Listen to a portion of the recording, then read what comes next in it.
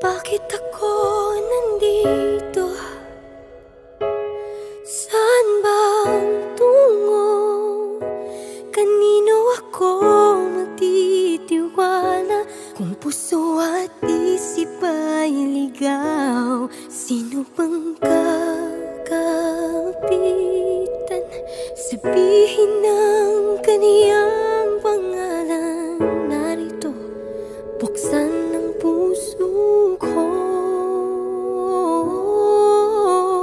Hawak mo aking kamay sa aking paglalakbay, at ngayon ay nakita ko, natutunan kong magmahal. At kahit na muli pang masaktan,